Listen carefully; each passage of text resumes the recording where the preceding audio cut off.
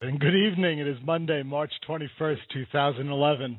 I'm Vinny Bonmarini, and I welcome you to take a seat on the couch. And right now we're going to travel diagonally across the country from Portland all the way to Florida and bring in my next guest, Mr. J.B. Corwyn. J.P., thank you very much for coming and sitting on the couch. Oh, V, pleasure is mine. Redheaded stepchild reporting from the attic as ordered. Oh yeah, no. I think you'll be part of the cool kids downstairs. Am I gonna make the cool kids crowd? Yeah, I think you'll make the cool kids crowd. Do I get to stay up late and watch like the scary movies? Is that allowed? Am I okay? and you'll get the decoder ring and everything else. Oh, dude, game on! I'm all about a decoder ring. I'm a sucker for decoder rings. There you go. You grew up on Long Island, right? Yeah, guilty as charged. Where? In Babylon, actually. Okay, Comac. Oh God, really? Yeah. And so that's why you're in Memphis, is what you're telling me. Yeah. Well, I did a little Princeton, New Jersey. I did a little Boston, Massachusetts before I hit Memphis. Easy. You're not going to talk Jersey with me now, are you? No, I don't do Jersey, boy. I'm the Long Island, and me and Joey Butterfield we used to hang out on the boat, go with the girls, me and Joey, on the Long Island Sound, Yeah, you go to the Long Island Sound. You got some peoples in Hod Street over in Brooklyn area. You got those knuckle draggers. Dude. I'm from the Bronx. I grew up in the Bronx. I was born in the Bronx. Excellent. Right around the corner from the big stadium. I suppose next you're going to tell me that there's still a rose in Spanish Harlem. Is that where we're going? No, that's for the next show. Okay. What kind of music was in your house growing up? Oh man, my dad was kind of a closet DJ. He eventually kind of did a side project thing where he was actually he did rehab counseling for the blind, vocational rehab stuff for the blind. And on the side, one of the things he really badly wanted to be was a DJ, always had. And so growing up early on, it was all kinds of, old country and sock hop and doo-wop and everything else under the sun. So I had a really good, thorough grounding in pretty much every genre of music known to man except for classical because my dad hated it. So that's what I grew up listening to. And then eventually he kind of branched out and actually did the weird private DJ thing, So sort of like what I'm doing right now, right? No. You know what though? I'll tell you what. God rest his soul. My dad would love what you're doing at this stage of the game. He'd be Captain Podcast. Yeah. No, he was going with a buddy of his. They would kind of set up a thing and go do bars and go do parties, just like the hired DJ for the night. And I did that. I did that for 10 years, dude. I was a wedding DJ in New Jersey for 10 years. Oh, good Lord! I did weddings, 400 people, and I was the most important person in the room. I was more important than the damn bride. You absolutely were. Without you, she can't walk in the room. Yes, exactly it. No one's gonna know who she is. Exactly. You own the microphone. This is your hammer. So. Yeah. No. Well, we started actually on CB radios back on Long Island in the day with the record player right next to the microphone to do radio shows. Yeah. Careful. You're digging a little ways back. You're showing your age there, buddy. Oh no, I tell everybody. They all know I'm 34. 56. Anyway, this year is your 20th anniversary of 34, right? Is that the deal? 22nd anniversary. See, I can't do math. I'm from Long Island.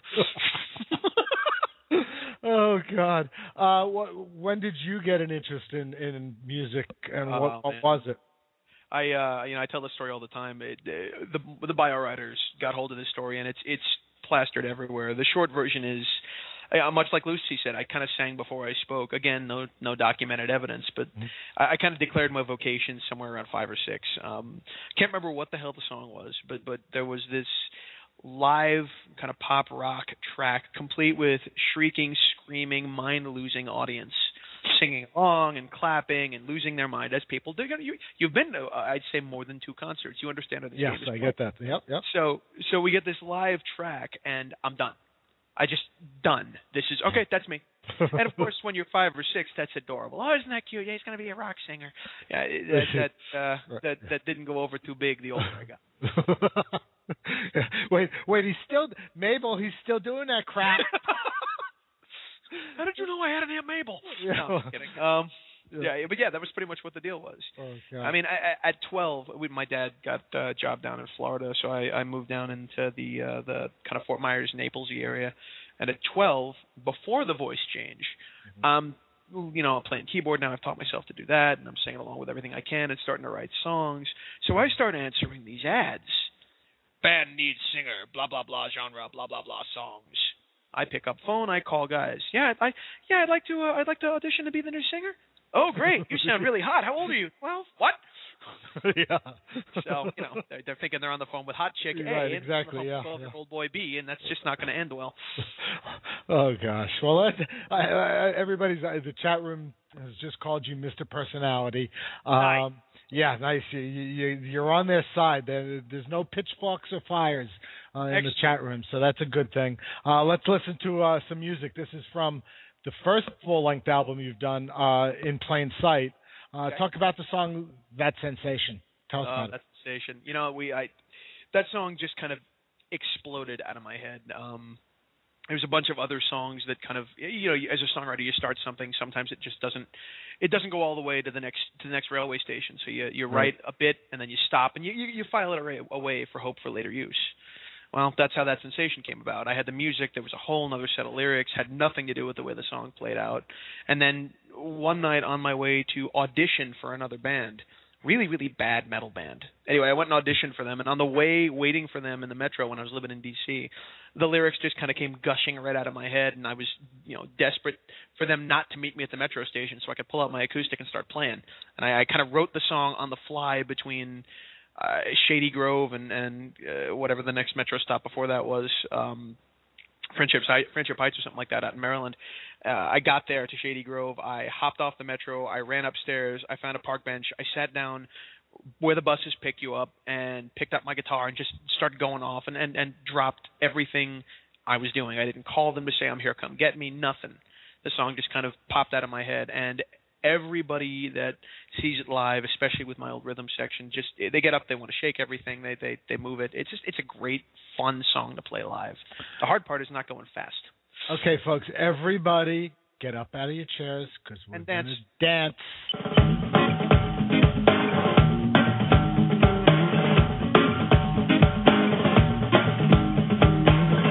Please forgive me if I do not see myself.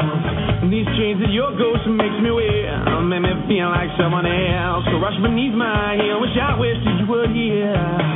No words can make this real, no sounds that you appear.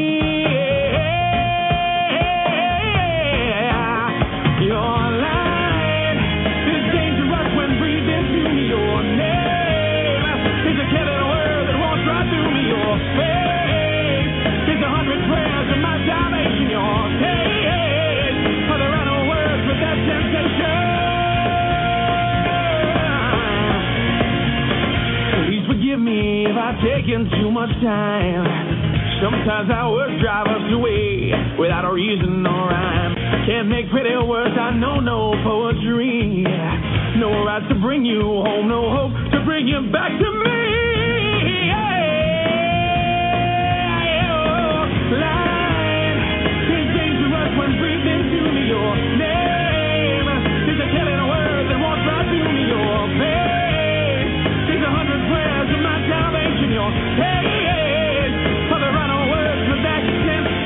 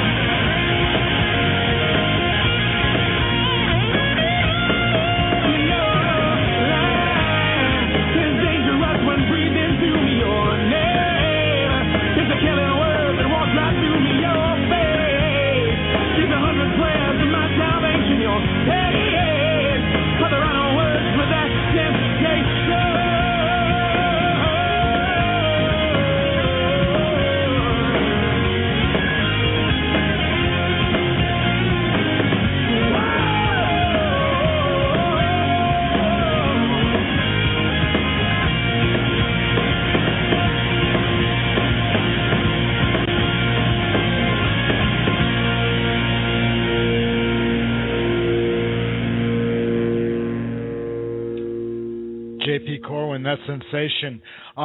Giving some love to the other two gentlemen on the album with you. Carlin McNeil on electric bass. Yes. And Brian Highsmith on drums. That's right, the Creeper. The Creeper. And Carlin's got a nickname, but I'm not going to try it. You know what? He went by Hudab Koo for a while, but he kind of just went. He just kind of said the heck with it and stuck with Carlin McNeil. Oh, okay. So, went back old school, huh? Yeah, he decided to go back to being just the giant comic book superhero that he is. Okay. So. Hey, and I'm wondering now. We've been talking now for what, 15 minutes or so. If you say so. And I haven't mentioned, the one thing that everybody puts into the first sentence of their stories about you. Oh yeah, there's that. Yeah, there's that. It's the hair. This guy's got the best hair in the world. JP has been legally blind since he was born. Degenerative eye disease. That's correct. Retinitis pigmentosa? Guilty as charged. Okay. I wondered. My best friend was affected by it when he got to about 40, 41. Right. And, obviously changed his life a whole lot. I mean, he had to retire and go on, disability because his job was doing a lot of reading. And that's not going to work. Yeah, that's not going to work at all. So now we'll go back and we'll go back and mention again. His first album was entitled "In Plain Sight." Right. Right. The upcoming album, which is when is this going to be released now? There have been production delays, all for all the right reasons. I am hoping that it will be very, very, very early April. Okay. And the name and the title of the album is White Cane Conspiracy. That's right, the White Cane Conspiracy. If you haven't figured it out in the last 15 minutes, listen to JP and I just chat here. The guy's got a sense of humor, and he. Yeah, but he can't sing, so it balances it out. I was going to say you could sing, but I think you're crap on the guitar. Oh, is it like that? Okay, That's just me. That's just me. Is that the card we're playing? Just boom right there on the table. Okay. I just, and that's why I booked you, just to be able to tell you that. So you know what? I appreciate that. You just book a guy, tell him off. Yeah, I'm gonna go run back up to my attic now and cover my red hair. Is what's gonna happen. Exactly. There you go. There you go. Thought I was gonna get milk and cookies. I guess not. This is not fun. So, you lived in D.C., but at some point in time, correct? I did. You talked about you went from Long Island to D.C. and then to Florida? No, Long Island to Florida. Then I spent a couple years after high school up in D.C. Oh, okay. So now I am back down in Florida because, people like me here. It's nice. I have fans. It's great. They show up to my shows. They wear my stuff. They sing my songs. It really doesn't suck. They didn't do that in D.C.? Well, they did, but you got to understand D.C. People say it's a homeowner's market or it's a seller's market, it's a buyer's market. Especially in D.C., it's true everywhere, but especially in D.C., it's a club owner's market. If you want to play a gig, you are going to show up on Wednesday night. You are going to play a 13.5-minute set, no longer, no shorter. You will wear, everyone in the band, either an orange or pink tutu, and it starts at 8:13. That's what you get. Otherwise, I got 15 other bands that are lined up that are going to play that exact set the way I described if you're not interested. Mm-hmm. So it's a struggle everywhere you go, of course. I mean, look, this is not an easy industry. Yeah, it is not for the faint of heart. No. I mean, here in Memphis, you want to play on Beale Street, you come down and play on Beale Street on a Wednesday night, you're not going to get paid. You can put the bucket out, but you're not going to get paid in the club. Exactly. Or we're going to pay your 5-piece band $150 for 4.5 hours work. Which is fine. We'll take $150 for 4.5 hours work if we live 5 minutes away, have no gas expenses, and it's basically, you're paying for our beer. That's what they're willing to do. Good luck. Yeah, it's not happening. Not happening at all. So where in Florida now do you live? I'm in Seminole, which is not far from St. Pete. Same county, same little kind of thumb of a peninsula on the Gulf Coast. And you're got a big fan base down there? You know what? They're crazy, rabid, huge, and a whole lot of fun. I actually just went and played a very brief show in Mississippi out in Lumberton this past week, and they showed up to my show, and halfway through the set, I had a kazoo orchestra. These are people from Seminole who came up and. Some of them are from Florida, some of them are from Mississippi, some of them were from Texas, etc. Right. But there are a couple hundred people packed in and around this place, and I'm not kidding. I had a kazoo orchestra completely. I had no idea it was. Go figure. I never saw it coming. But 50 people, 80 people pulled out a kazoo and started going. I lost my mind. That's all I could do. Finish the song. Okay, now, but normally you say you've got a lot of fans. See, my question was going to be, you sure the club owner is just not playing a lot of, a recording of people, in well, the I'm sure that's exactly what's happening. I'm sure there's it's three really guys in the corner who are passed out because they've been there since 11 a.m. You see, I'm telling you, it is a conspiracy. I'm certain the people that run up and handshake me and give me the uncomfortably long man hug are actually the club owners in different costumes. That's probably what's happening. Oh, yeah. There you go. No, that's my guess. I'm sorry. I kid because I love. It's okay. I understand. It's this thing we do. It's from home. I get it. It really. I mean, honestly, this is, if you've never had two people from Long Island talk before, really open and honest, and I've had some other Long Island musicians, and it hasn't really gone this way. But this is, This is home. This is home. This is what it is, baby. This is what it is. That's it. Long Island Sound. Yep. Jones Beach. Fire Island. Fire Island, that's where I was going next. Montauk Point. Is that where we're going now? We're going to go down to Montauk? Oh, I go to Smith's Point. I don't want to go to Smith's Point. You go to Smith's Point, all right? You go ahead and do that. I'm going to go across the Sound, make my way into Connecticut for a while. That's what I'm going to do. Oh, yeah, you get on the ferry. That's right. I'm getting the ferry. Get on the ferry. Now, do you drive to the ferry? No, I don't drive to the ferry. I hitchhike. Because, that's much safer than me driving. You hitchhiking, okay. Yeah, there you go. Let's play another song from the album. People gonna what are we doing now? I think Blog Talk Radio might make me change this from a music show to a comedy show for the week. So are you gonna play that one song with the words where the guy sings? Is that what you're gonna do? I'm thinking, but I was gonna actually play somebody else's music right now. That's probably what I won't see that coming either, so it'll be okay. Find a reason. Why? Find a reason I should play. Find a reason for me. It's like that. Here's the spot. Get on it. Okay. Find a Reason has become this giant, crazy fan favorite, which I'm very, very pleased with. If you go on YouTube, use your Google Foo, use your YouTube. There's a couple of fan videos up. My fans are great with the filming the live shows because I'm all about the bootlegs. I like the bootlegs. Okay. Please throw my crap up on YouTube. Break my heart, make me famous. Oh no. But they sing along. It's this big giant crowd participation thing. The song got written because somebody tried to throw me an A&R pitch to do something for one of the Celebrity Slim Down things. Kind of a move forward, go out of the box you're in, think outside the box, progress song. Of course, they wanted it to sound like Britney Spears' Toxic, and this kind of didn't work out that way. But the song kind of, again, came out of my head in about 20, 30 minutes and walked into the studio with it in Cleveland, and Mike giggled himself sick, and Carlin laid down a very fat bass line. It was a whole lot of fun. And you're going to play this song, so I'm going to stop talking. Find a reason, J.P. Corwyn.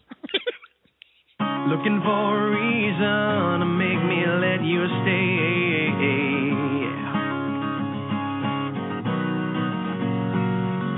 I stay another season, your eyes will only get in my way. Your face will only serve as my temptation. So leave me as you found me at this crossroad with only my imagination. I don't have the power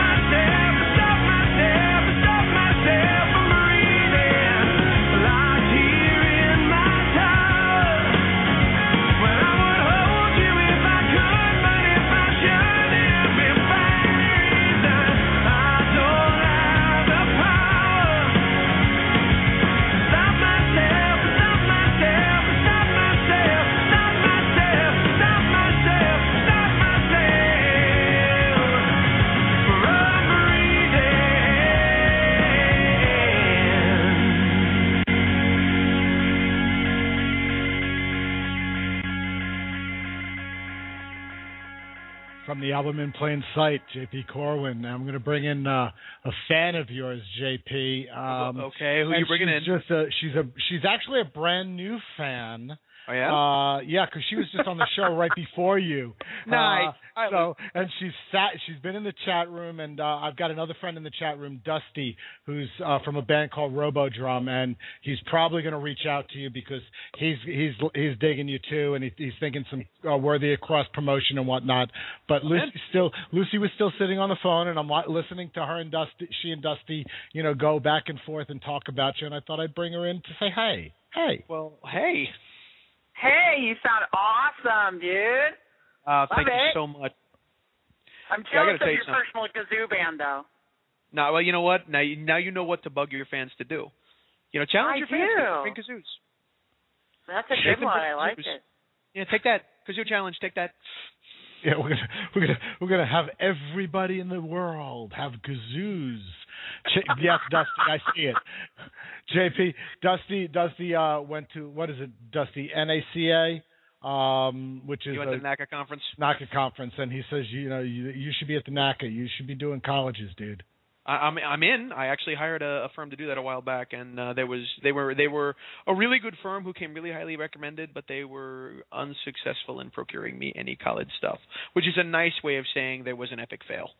Okay, well, But I'm all about playing colleges. I right now it's me and a guitar because I'm in Florida and I'm hunting for the right musicians, and I have fans, and I abjectly refuse to put on a J.P. Corwyn cover band show. So I'm looking for the right players to do the job. Which means right now it's just me and my acoustic, and I go do shows like that. So Carlin and Brian are not available to go out on the road with you?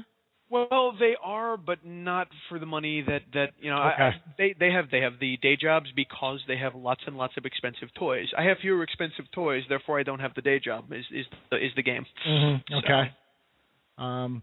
ASPA is Dusty said for the Florida area. I'm in. So you should check out the ASPA.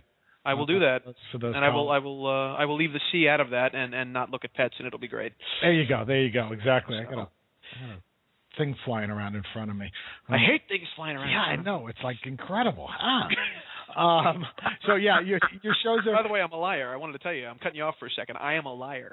Really? I am a big bad man.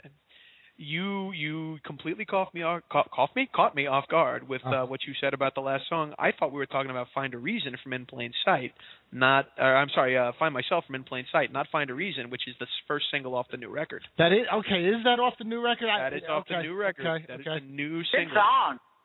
Thank you so much. Yeah, because I was going to ask, from the stuff we heard that sensational. We'll hear Rain. Are you staying in that same groove? Yes and no.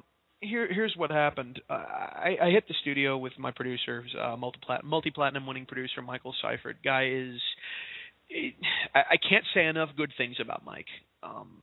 He's become one of my best friends over the years I've worked with him. He's worked on every record I've put out, from the EP through the first full length In Plain Sight, through the new record, The White Cane Conspiracy. He's a chess master when it comes to doing the production thing. When being a producer, as you might imagine, considering the multi-platinum gimmick. Anyway, I walk into the studio. Here was the thing.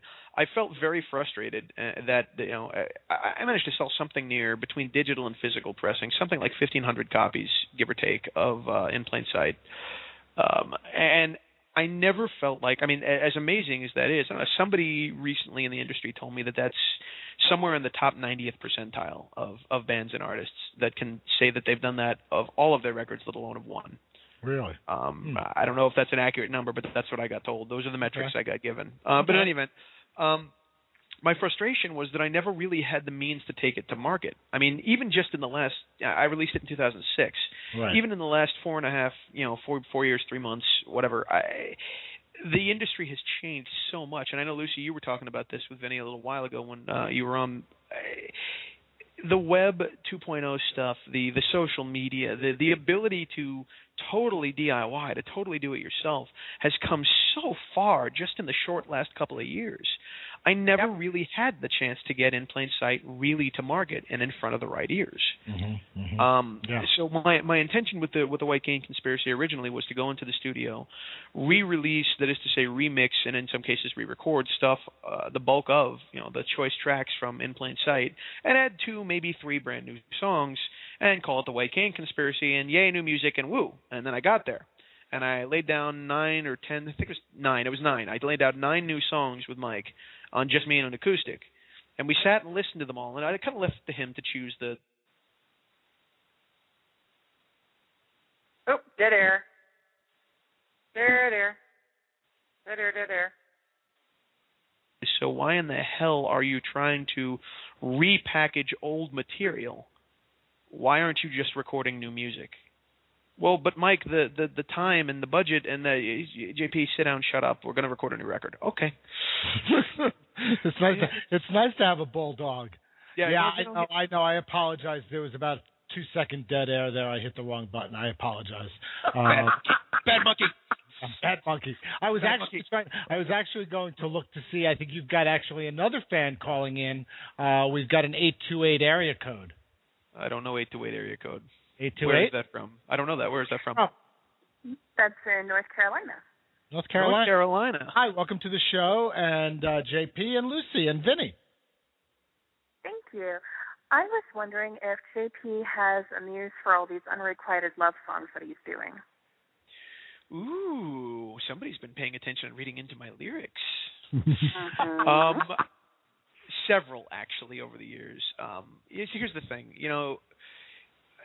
I don't know how many people that are listening, reading, etc., are fans of, for example, I'd say the most recent figure probably is Eminem. He used to say on a regular basis on his interviews when people would ridicule him and give him grief for all of the horrible, evil things he says in the different rhymes he puts out, yeah, but this is stuff we talk about around the living room all the time. And when I get angry, I write it down, I record it, and then it's out of my system. That's exactly why I journal. Well, exactly. This is why some people write a journal. Some people pour out their heart in the pages of Dear Diary, et cetera, et cetera. It's this cathartic, natural release, and that's kind of what it is for me. When, for example, which is the last track on In Plain Sight, was written about a girl who absolutely broke my heart, who I am going to say nothing but good things about now because we've reconciled, we're friends. It's good. We're back to kind of what we were, but I was so broken up over what went down that I couldn't, the haze, the almost sleep, when you get bad sleep at night, you're tossing, you're turning, you're half awake, you're not. That was the deal. My drummer and I were living in a place in McLean, Virginia at the time, and I literally finally gave up on sleep, cold sweat, woke up, walked over 3 feet to my desk, opened up a Word document, picked up my guitar, and out came When.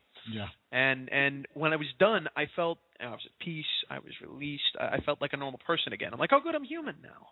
So the answer to the question is yes, there is absolutely a muse, but it's almost like a muse for each individual song.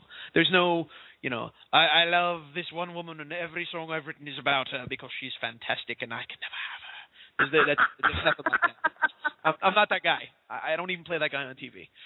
And are you calling to apply to be the muse for his next big song? Am I writing it about you, North Carolina? You might be. I'm not sure, but we'll see. Game on. Ooh. Are you my Facebook friend, North Carolina? Oh, yes, I am. Excellent. You're not just one of those weird people that just likes my page. You're actually my Facebook friend, right? Yes, your Facebook high school, yeah. Yay! Game on. She's not going to tell you who she is. Oh, you're going to have to go. You're going to have to go through everyone and look for all the North Carolinas. She's my pseudo secret admirer. Dun, dun, dun. At least you have one. God bless America. When you just did that da-da-da-da, did your chest pump out and your arms pull back? I also smiled a little bit. My teeth glinted dramatically in the sun. Yeah. There you go. Someone's getting phone calls. Oh, it's my stupid other phone. Okay. Sorry. Yeah, Walking no. in the room. Okay. You can't hear it now. Sounded like a busy place. It's Lucy. She's popular. Have you heard her sing? No, not really. Not really. Just tell them my fears, telemarketer's going, "Hi, would you like to buy?" "No, would you like to buy my music?" Yeah, really. It's called reverse telemarketing. Exactly. You too can have a track. Let me put you on hold, and here comes my music in your ears. I'll buy Just 99 cents. I'll buy your 3 months of lawn service if you buy 10 of my albums. You know, and That's now right. I'm thinking about the first Addams Family movie. Would you like some of our lemonade? I don't know. Is it made from all natural ingredients? I only drink natural ingredients. I'll tell you what. I'll trade you a box of my delicious Girl Scout cookies for a glass of your lemonade. Depends. Are they made of real Girl Scouts? Yum. Dangerous combination. But Jessica in the chat room says your show in Mississippi was awesome and the kazoos were an excellent addition. Nice. That's a win.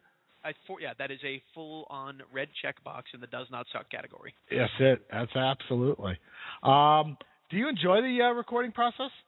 Oh, are you kidding me? How can you not? You get to go Really? into the studio and look at all the gear, which is wonderful, or in my case, play Braille with all the gear, et cetera, et cetera. But it's this fantastic moment that lasts for however long you're in the studio of go in. I mean, don't get me wrong, it's grueling. It takes time. You end up having to sing the same part, 3, 10, 27 billion times because you want to get it right or you want to have enough there that they can kind of comp the vocal from. Sometimes that's how it works. Sometimes it's one take. Sometimes it's 70. But the writing process that happens organically in the studio when you have the time to do it is second to none. And the ability to sit back and in one instance watch your creation unfold into something other than what you began it with, or in the next going in the exact direction you wanted. It's stellar. It doesn't beat the live show, but it's a damn close second. Yeah, I agree. Absolutely. But that's funny you say that. But you take 13, 24, 7 billion takes in the studio because you want to get it just perfect, but you love what you do live because it is live. Well, exactly, and because it isn't perfect. I mean, you long for that great moment live on stage where everything falls into place, and there are a couple of those online, I'm pleased to say, because, again, I have rabid bootlegging fans. But live, there's a magic to the imperfection because it's completely raw. There's no net. Mm-hmm. There's no, do over. I hit that note wrong. Oh, wait, that was flat. Let's take it again. We're not recording for MTV's Unplugged or Storytellers or whatever. That's not happening. Sure. It's you live now. Have a nice day. Mm-hmm. Welcome to Flying Without a Net. And there's just something magical about that, for which I blame you. Well, and I take full blame. I take full blame.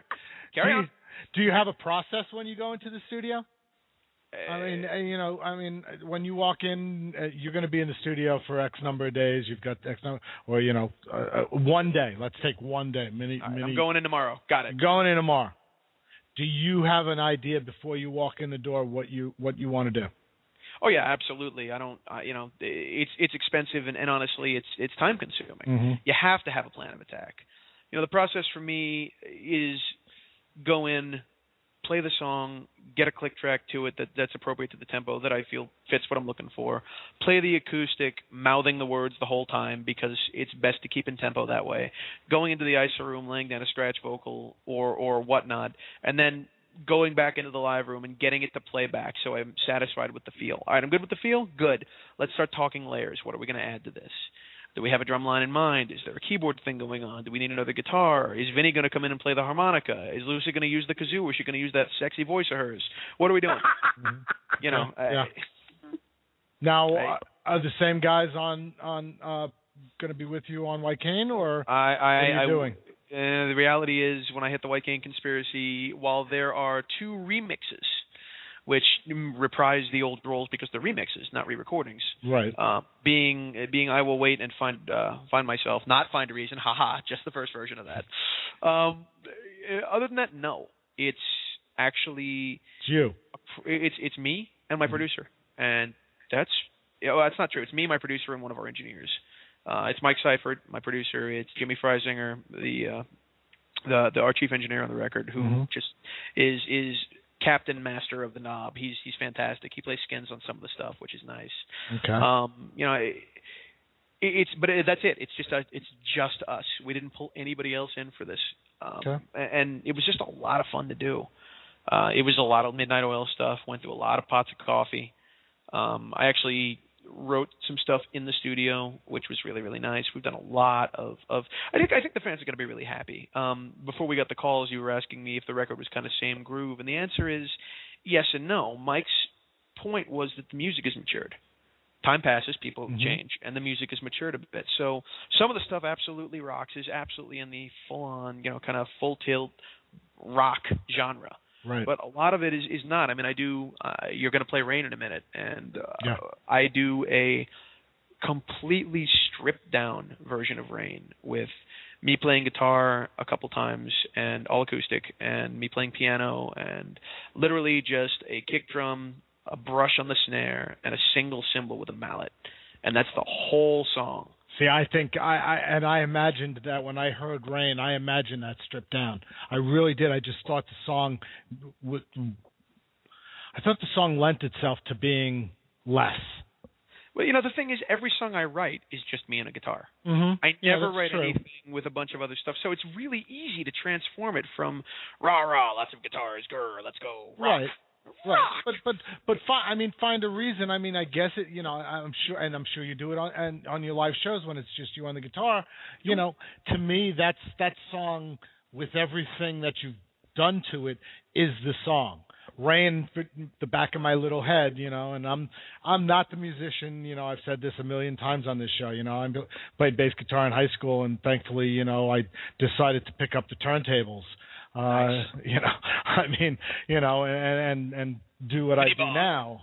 Turntable samurai. Yeah, that's it. That's it, baby. Yeah. No, I was Vince Marini at the weddings. Come on, I couldn't be Vince. No, you were in Jersey. Of course you were Vince Marini. You couldn't have gotten a job otherwise.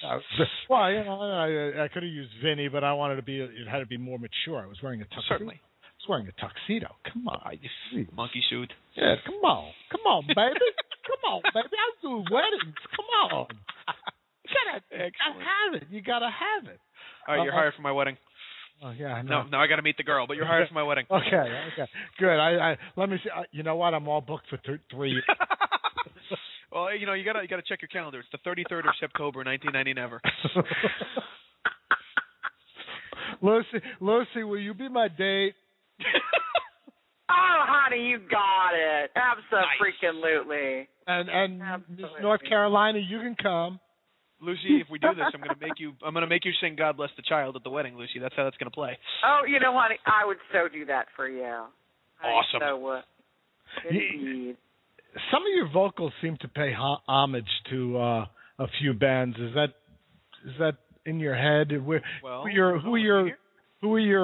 influences? No. Who are your influences? No. What are you hearing? I'll tell you if that's an influence or not. I heard a little. You didn't ask me that. Gotta mix it up, Lucy. I hear a little Eddie Vedder in there a little bit in a couple of instances. I get that a lot. Yes, that's in there. Yeah. I mean, I'm trying to think of which. It's not one of the songs I'm playing though, is it? I bet it's Dyer you're thinking of. Dyer, yes, it is Dyer. It's the lead-off track on In Plain Sight. Yeah. Very. I get a lot of Eddie Vedder comparisons, especially from that song. Yeah, because it almost sounds like a song they've recorded. I mean, you know what? I'll take that. And you should. I mean, I kept listening and I went, wait a second, and I had to start thinking about it. I was like, no, they never did a song called Dyer. No. I mean, thinking, okay, maybe he threw a cover on, because I didn't get the physical CD. I just had the electronic off of Ariel. Well, if you had just, sent me an email, I might have sent you a CD. But no, now you're Mr. Cyber PR. I get it. Mm-hmm. That's what they always tell me. They say it's on the site. When I say, can I get it? And sometimes I don't have the connection to the artist with all of their clients that I did with you. Yeah, well, we're going to fix that and make sure you get a CD. It's like that. Okay, that would be cool. Yeah, you're getting one. Tough. That would be well. I'm going to be giving away a CD in 2 weeks, so if you want to get it, listen to the show. Nice.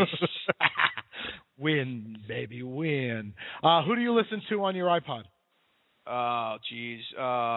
Pick a genre, I'll tell you. I mean, everything across the board. I love Rise Against. I'm a huge Maroon 5 fan. I'm a Rachmaninoff fan. I'm a B.B. King fan because anybody with ears should be. Here. Pick a genre. Tell me where to go. I'll give you an example. Okay, so it sounds like mine. Standards. You go that? Standards. Go ahead. Give me something. Johnny Mathis. Okay. I probably would have pulled Franco Tony Bennett off of my list. Well, I know you were trying to be different. I'm trying to stay away from stereotyping. I didn't realize we were going to go that far. But you know what? We're going to go Dean Martin now. You know what? I'll tell you one more. Okay. We'll do Danny Kaye. When I'm a hitcher, I like a big pizza pie. That's Lucy, what's on your iPod? What? What's on your iPod? What's on my iPod? Canada Magnus, Etta James, Josh Stone, Maroon 5, Crack the Sky, Wishbone Ash, B.B. King. I'm just like JP. I like everything. I don't stick into one little thing. If I hear a great song, how could you not love it? Tell me, Lucy. Tell me you have some Blind Willie Johnson there.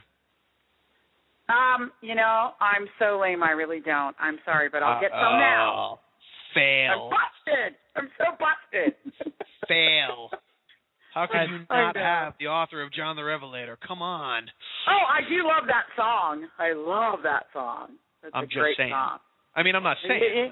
I'm just saying. You are. So how did you find your incredible producer? I'm so freaking jealous. I want one. Okay, how about you get in touch with me after the show and I'll give you some contact info. You can have mine. Here's the thing. You pay him, he does work. It's funny. It's a money exchange. Oh, I know. I have those. I was just asking how you met each other. Oh, well, Vinny, she's taken over. It's her show now. That's okay. No, I was thinking I could run downstairs and have a cigarette, and you guys will talk for another 15 minutes. Go for coffee, maybe some donuts or something. She and I'll take over. It's good. I'm gonna have a bagel with a schmear. The whole schmear. Some locks and some cream. Anyway, Mike and I met Ships in the Night. I was working with another producer, and I use that term loosely in this case. Guy was a real shyster. Essentially stole a lot of money from me and gave me very little show. Plenty of those out there. Yeah, more than a few. So I'm in Cleveland at his father's studio, and at this point, Mike had already done a lot of the work he had, but he hadn't opened his studio yet. So he was basically renting time for a female artist he was working with in the same studio. And I was on a couple hours break, and I walked in, shook his hand, finally got to meet him, sat down with him, and he was kind of trying to coach this girl through her parts. And I kind of jumped in and helped him out, walked in, tried to talk her through her parts. And he and I hit it off, but I didn't think anything else of it. Well, Mr. Shyster himself, 2 years later, calls me up all apologetic. Dude, I owe you such an apology and blah, blah, blah, blah, blah. So, look, there's this Mike Seifert guy. And I'm like, yeah, I know Mike. I met him. He was a really cool guy. Well, he wants to work with you. And I want to know if it's okay if I give him your number. Yeah, give him my number. Mike calls me, sure as hell. Yeah, give him my number because I'm never going to work with you again. So yes, give him my number. Exactly, that's pretty much where I was at. I'm like, yeah, you know what, $30,000 in your pocket, and me with nothing to show. Have a nice day. But yeah, give my number to the multi-platinum producer. I'm okay with that. Mike sure as hell calls me up, and he's like, look, I got a studio. I know money's tight for you. I will work with you. I really love your voice. I really love your stuff. I feel like we can do something. Come on out. We'll work something out. And I did, and that was the deal. I had this band at the time I was actually living in Virginia at the time. I had this band up there, and I looked at the guys and went, all right, look, we've been together for like a month and a half. Here's the deal. Multi-platinum winning producer says, let's go. He's in Cleveland, owns the studio. That's where we're going. I will pay for the recording. I will pay for the recording. Your job, each of you raise about $200 because that's what it was going to cost you to fly out of BWI to Cleveland, round trip, plus some time in the hotel room and some food while you're there. We will fly to Cleveland. We will record scratch tracks and see where it goes. Everything else is on my pocket. You need $200. 6 weeks later, nobody had raised any money. They all had day jobs. They just spent their money on other stuff. I'm like, okay, done with the band. Bye. Yeah, well, that's their idea of the band was, playing at that club on Friday night for $250 and free beer. Well, the truth of the matter is, man, and Lucy, I know you can attest to this too, and Vinny, you've had to have heard this a billion times. People talk about being afraid of success, and that's true. It's true, but that's not what this is. People want to be successful. Most people they don't can't want to do the work to get there. Exactly. Most people can't put their heads and wrap them around getting to success. Here's my action plan. I'm going to follow it and get where I want to go. Most people are like, give me success now. That's it. Yeah. How are you going to be a millionaire? How are you going to be a millionaire? Well, I'll win the lottery. If that's the only option you got, you will not succeed. Yeah. And you'll lose it if you get to. Yeah, well, there's that too. Yeah. True. Or so history says. Exactly. I'm going to just turn and be just a little serious. Talk to me about Empty Vessel Music, which is a not-for-profit music organization you recently got involved with. No, not so recently. Oh, wow. Okay. This is what I'm going to say, because I'm a big fan of not being that guy, is this. I signed on with them because I really believed, and still do, in the cause. The organization did not manage to do what it is that we discussed getting done in regards to me and my career. Okay. And so we had a difficult but eventually amiable parting of companies. Okay. So I am an unsigned guy again, hunting for labels, and that is where I am at. But you are involved, staying on the serious side, with Suncoast law enforcement charities. I am. I was recently unfortunate that it had to happen, but fortunate enough to grab these rabid fans of mine and raise just a little under $1,000 for the Suncoast Law Enforcement Charities, which is Police Benevolent Association down in the Pinellas County area, St. Pete and so forth here in Florida. A couple of officers were killed in the line of duty serving a warrant, and gunned down. It's dangerous doing their job, of course. Yeah. And it would have been always a tragedy, but it would have affected me slightly less if it had literally been, well, they were in a firefight and they died. Oh, you know what? You're in a firefight. That's going to happen. I get that. Mm-hmm. Nobody's going to be happy to see you when you're showing up to serve a warrant. Right. I get that too. But it was them getting gunned down. They left behind 2 wives and 4 children between them, and I got really mad and repurposed a date that I had at a wonderful nightclub in Tampa called Play, run by the girls from Halcyon, if you remember that band. Yeah.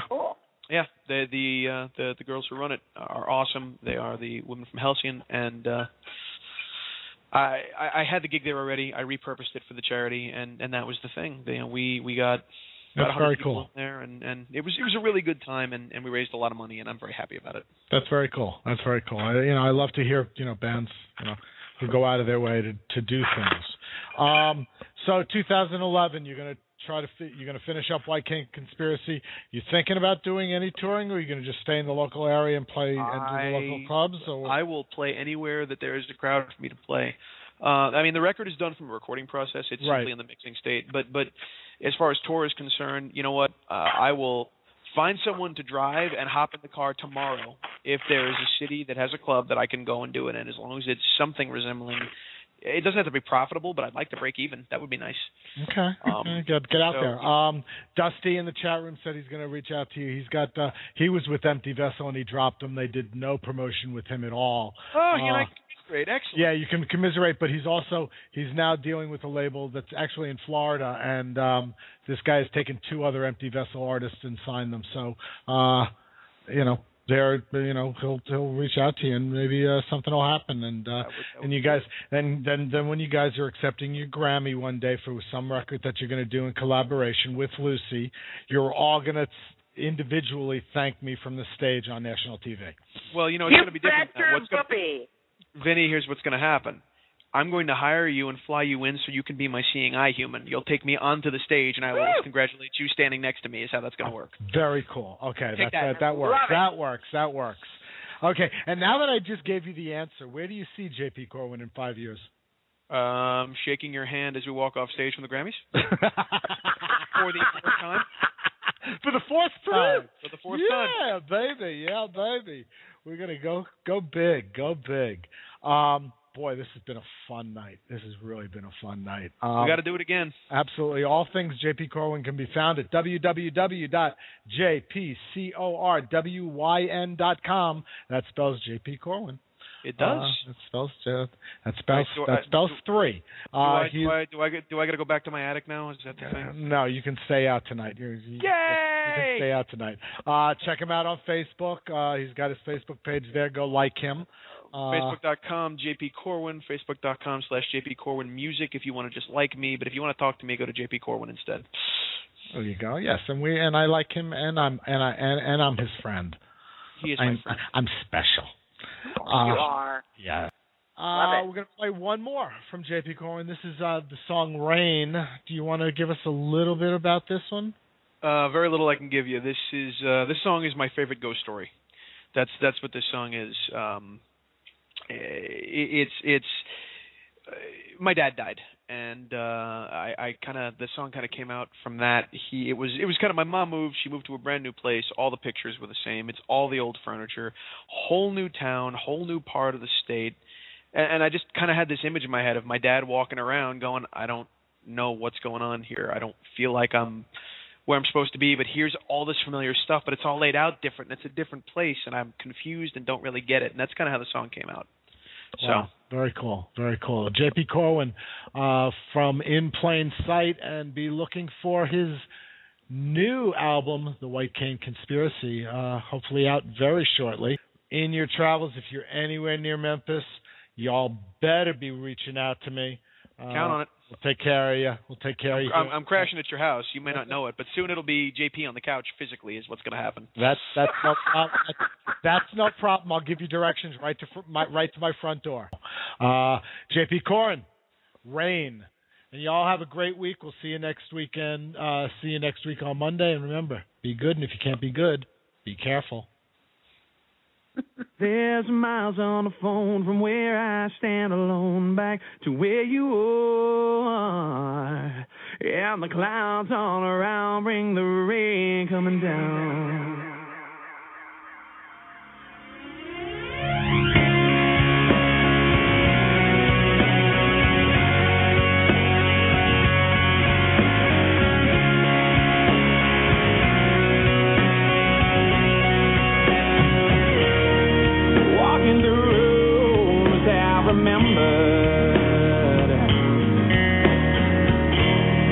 Though I've never been here before, dreams more like memories start to flood and around me as I open up the door. Oh, there's miles on the phone from where I stand alone back to where you are. And the clouds all around bring the rain coming down. Whoa, I know all the pictures